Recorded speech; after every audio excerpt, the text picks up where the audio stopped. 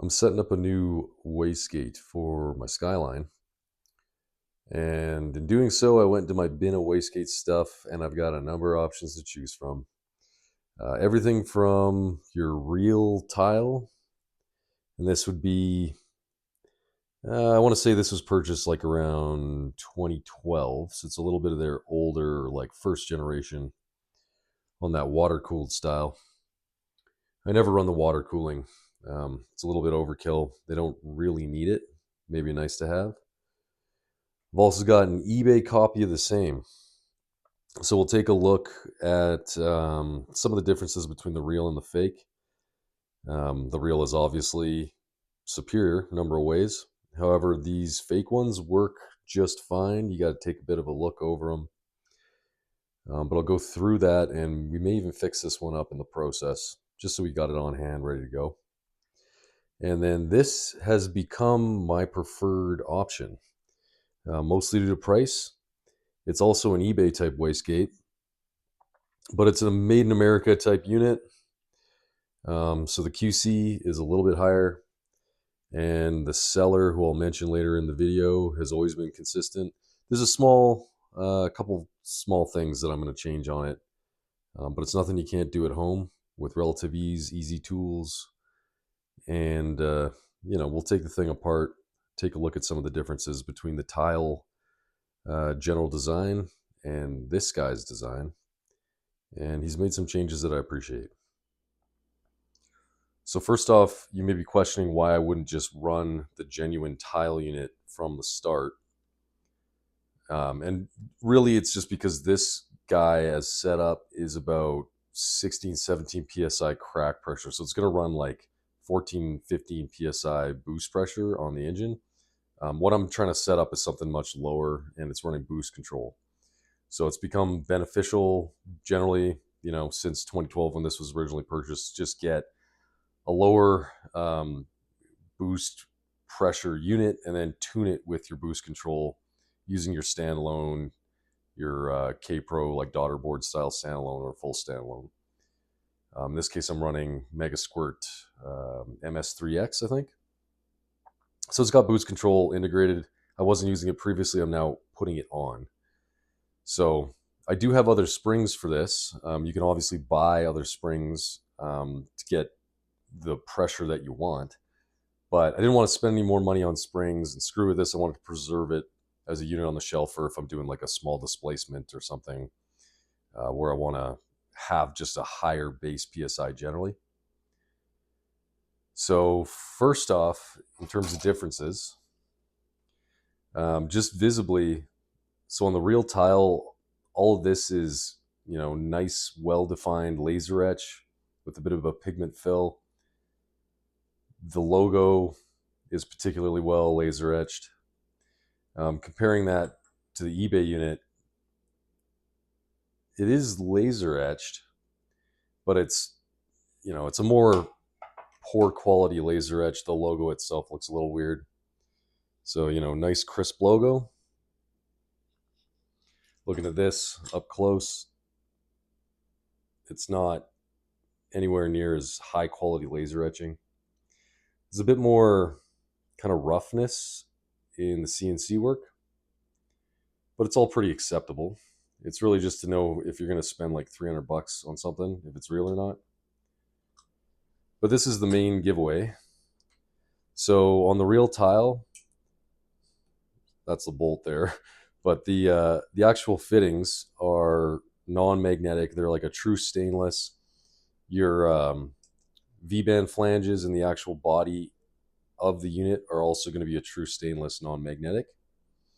Comparing that to the eBay unit, it is very clearly not stainless steel. So, it appears to be a stainless steel. I'm willing to bet there's some chromium in there, but it's a low quality stainless. Likewise, strongly magnetic base. It's not super magnetic, so it's probably, again, like a low quality stainless. And then your V-band flanges are definitely like a mild steel. They've got a coating on them. You can also see, looking at the machine work on the V-bands, true tile, very, nice, polished machine work. The eBay unit, not so much. In fact, it's a cast piece for sure. Now, it'll still clamp. Arguably, the seal might not be as good between machine pieces, things like that, but they still generally function. But here is your main reason that you're not going to want to run the eBay unit over the tile. So I'm not going to be able to pressure this up to actually crack it, just because it's hard to get enough pressure with this little hand pump. But if you put some pressure on it, so take it up to 10 psi, it's got like a fairly consistent bleed down rate. And with the design they're using, a lot of that bleed is coming down the actual clearance between the valve and the valve guide internally. The diaphragm is really well sealed. Top of the diaphragm is well sealed. But comparing that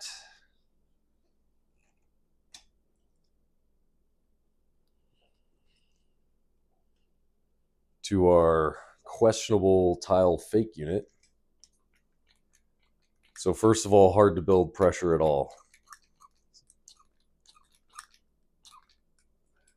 Okay, I'm going to go on this pretty hard, try to get some pressure going.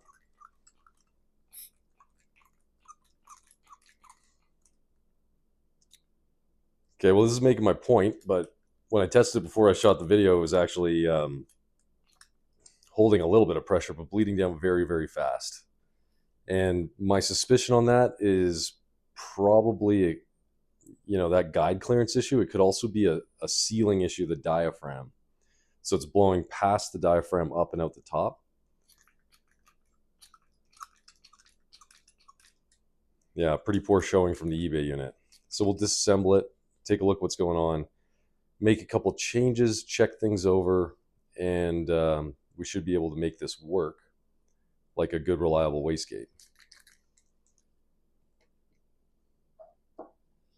And then lastly, I'm just going to swap out the good eBay unit here.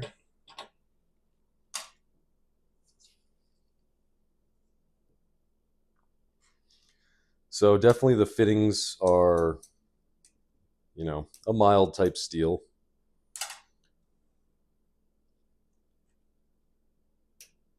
They're magnetic. The body is kind of similarly a little bit magnetic, so it's probably some kind of stainless.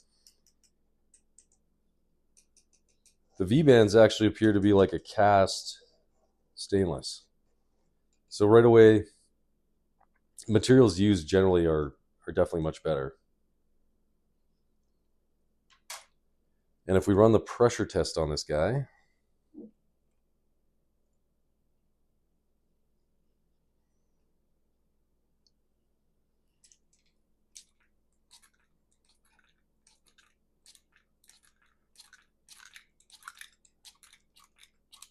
so it built pressure real quick, a little bit harder to get up to 10, so there is a little bit more internal leakage. But believe it or not, it's actually got less bleed down than the tile unit. And I suspect that that is from some of the different design choices they've made that we'll take a look at. Now that I'm thinking about it, the reason this one doesn't build the pressure as easily is because it's only a 7 psi spring. So as soon as we get to about 5 psi, I'm willing to bet that that valve is opening, which is going to then kind of relieve that pressure up top. I'm going to try to show you this.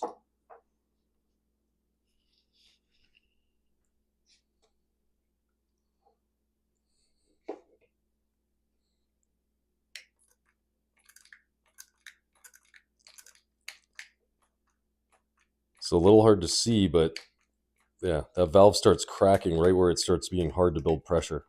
So the pressure is actuating the gate properly, and that's all that's being shown there. But yeah, builds pressure, holds pressure just like or better than a tile.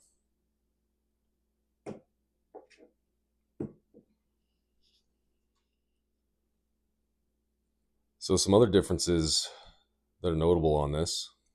First off, real tile, no magnetism at all on that valve plunger. So high quality stainless. Tile may even be using like an inconel. I'm not totally sure. But if you look down, checking out the valve, nice thick valve stem. There's also a nice thick, very obvious valve guide that kind of protrudes down into the valve body. So they've used, a lot of material here in an area that's going to see quite a bit of heat. Some visible grease on that stem as well. It's been well lubricated. Comparing that to the fake tile, eBay tile. So valve stem is a little smaller. Valve guide is also noticeably smaller. They got a taper on it, which I guess is kind of nice from a flow perspective. But I'm not sure I would, sacrifice the thickness in the guide, given how much heat is going to be seen here. And the actual valve, there's a bit of weak magnetism, but it's a stainless of some kind. So still okay.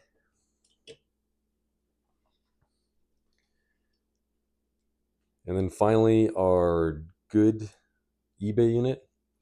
So first thing to notice, they've got a bronze valve guide. It's nice and thick, but you've got like a much higher lubricity metal, so you can run a tighter guide valve stem clearance, and it's not going to seize or break or have any problems like that. So that right there is probably one of my biggest motivators to get this guy's gates. They're very, there's been a little bit of thought put into it. Plunger's similar metallurgy to the fake tile, I would say. It's weakly magnetic, so definitely some chrome, nickel in that steel. It's a type of stainless. It's probably going to be fine for this application.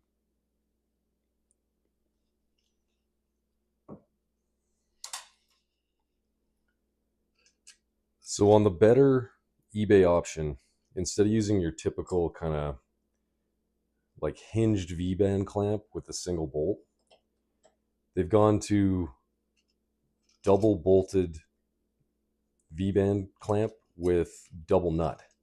So it's going to be probably a more reliable clamping system, but more than anything, it's a lot easier to get this thing on and off the car with the double nut clamp that splits in half. Like you can just simply get half that clamp in much tighter spaces. So I found that to be a convenient change that was made.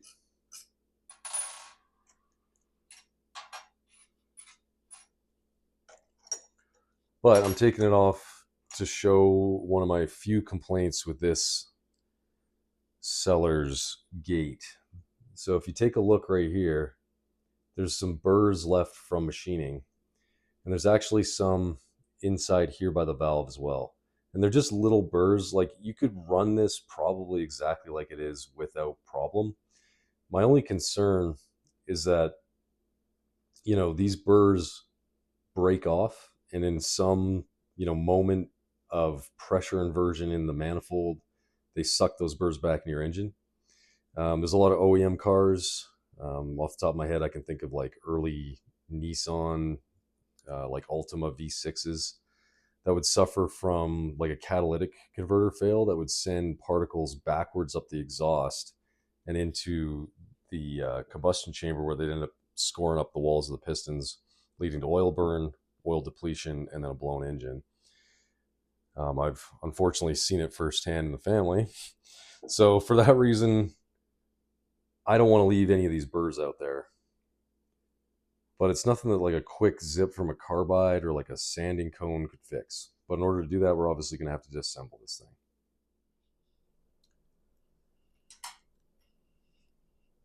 Looking inside the eBay gate unit, the overall design is going to be almost identical to the Tial design.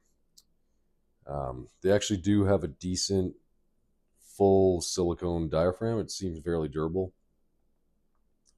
Very similar design to the Tial one. One thing worth mentioning, so here's an actual Tial spring. And you can see it's a, nice lustrous metal. It's like mildly magnetic, but it's definitely some kind of alloy that they've thought to use for the heat that will be seen up here. Comparing that to the spring you're going to get in your eBay unit, the difference is obvious. This has also been kind of painted, which might flake off with the heat. It's like a full-on mild steel. Nothing going on there with metallurgy or thought about heat resistance up here in the spring. So that's one of the downsides to these eBay gates is you'll find that once they get hot, they fully heat soak. You might notice that it changes the way it controls your boost. So you might get boost spiking, or the opposite where it just can't hold the boost. So what I've seen happen, and what was happening with this one originally, I've actually already taken it apart to mess with it a little bit. But when I first got it, I did the hand pump test, and I heard a pop noise and all the pressure dropped to zero. And what was actually happening is this diaphragm was popping out of its little lip.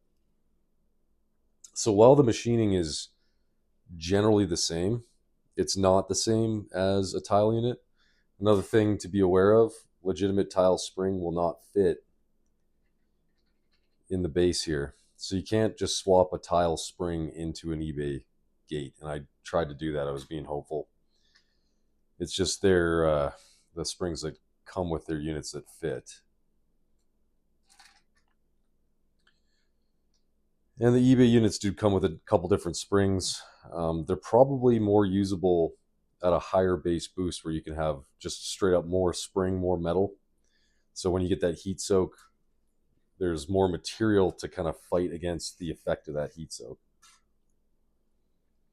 But we'll take it out a little further. Another place where I've seen kind of pressure leak from the bottom side to top on these is through these bolt holes. So you've got these tiny little grub screws that go into the top and kind of hold that valve stem. I think I just got one more in here. We'll pop that out quickly and give you a look. So I'm going to reinstall these when I reassemble it with a nice sealant. I've actually already done that on this unit, but it still didn't defeat all of the pressure leak.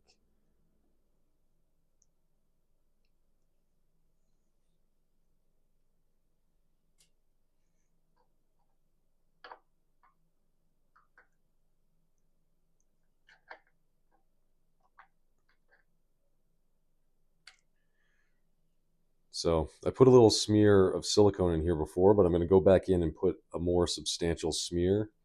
Another failing on my part was I didn't wait very long before I retested it. So I ended up basically popping that liquid silicone out and defeating the repair that I'd already made. You can see I've been in here and basically put a sealant on everything I could. Just trying to reduce that pressure leak down. This right here is your valve stem. There's a tiny little valve seal, which helps. And on this guy, I can feel and you can actually see that there's pretty significant stem guide clearance. So that actually doesn't worry me. I don't think it's going to get caught up in that stem. When I reassemble it, I might throw a little bit of grease in there. But that's about all there is to do there. Sometimes you'll find that they're very tight. If that's the case, you're going to want to probably run like a little hone up and down there without damaging that seal. It can be kind of tricky. But essentially checking that it's not too tight, that stem's not going to get hung up in operation.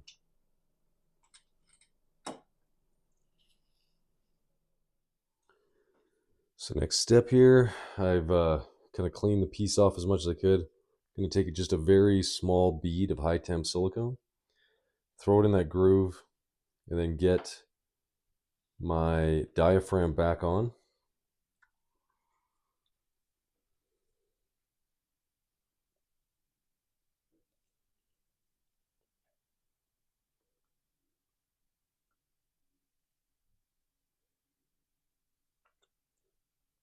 And it doesn't really take a lot here because you're just trying to make up a very small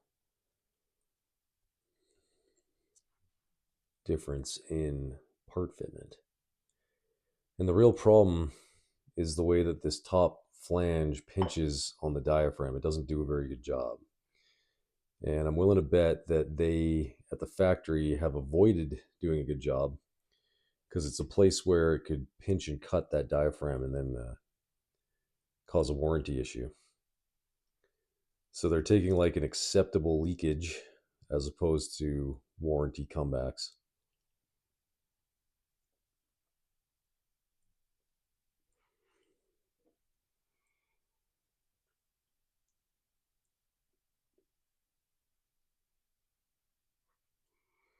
This is a really thin bead, so I'm going to maybe do a double layer.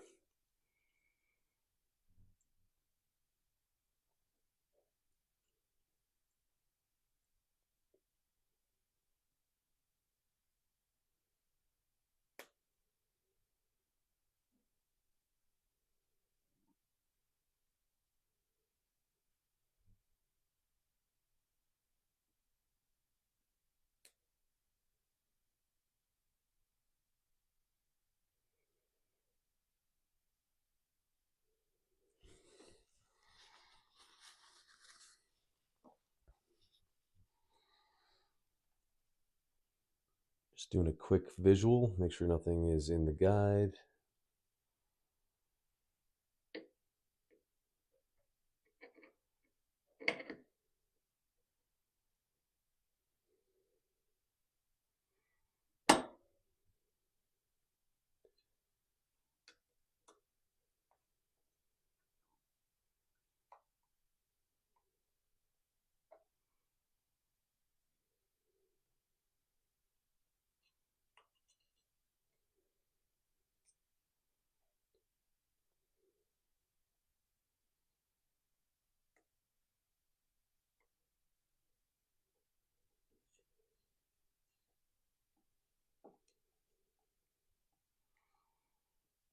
All right, got the thing nicely seated.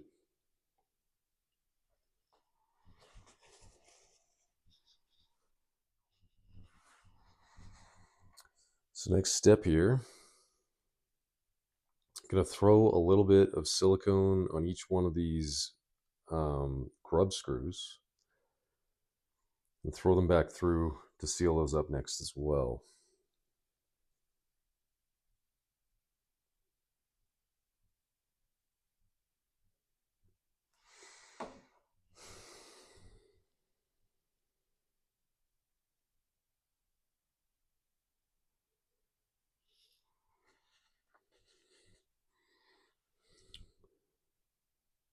So camera's not focusing. We've got a little bit of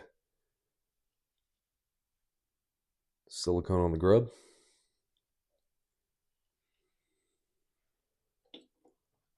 Make sure your plunger is up there. Well, I just unseated my diaphragm.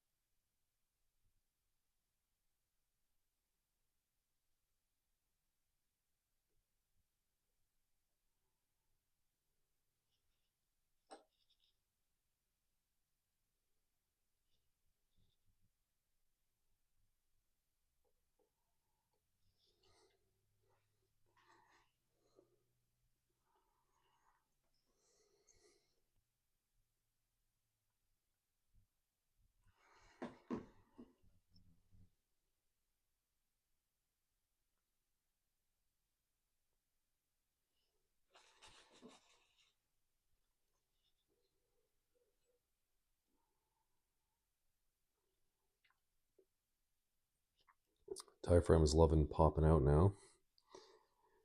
So we'll just have to make sure that it is well placed before we throw the top back on.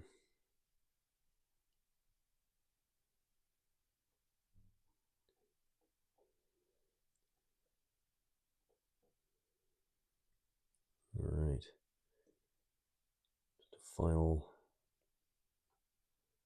snug fit for all these.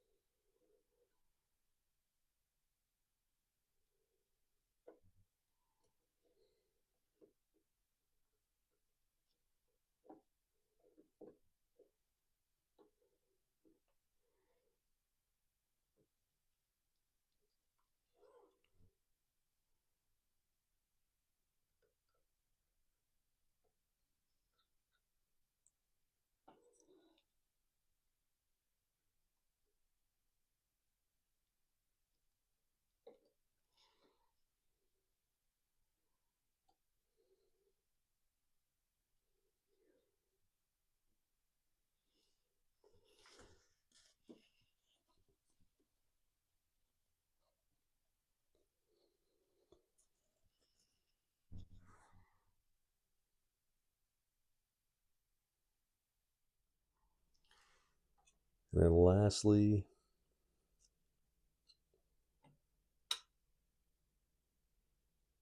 just going to put that top hat on. And my goal here is just to clamp it into place.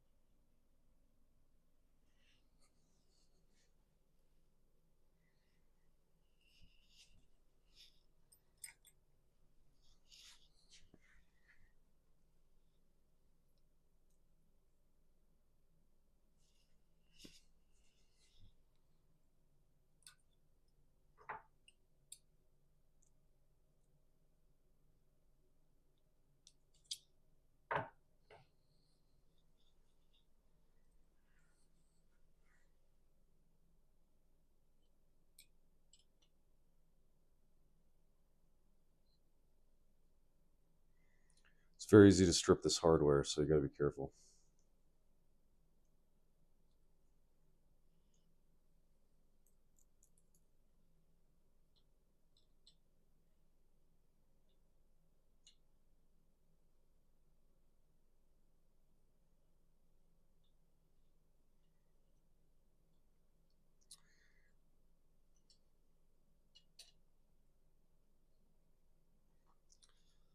So I'll throw all these bolts in and then get back to you with the next gate. I got the top hat on now, all flatly clamped down. It's got the diaphragm inside, bunch of silicone. I'm gonna wait a couple days for that silicone to cure before I put the spring in it. And then I'll reassemble it and post a video on like a test result showing that the thing functions well now. Got this one too, but this video's gone pretty long for today, so I think I'm just gonna probably end it here. One thing I noticed with it, the plunger's got that big like flathead slot in it. So I suspect it disassembles in a different way, which we can take a look at. But we'll call it there for today. And let me know if you like this information, if you like the video. And as always, like and subscribe.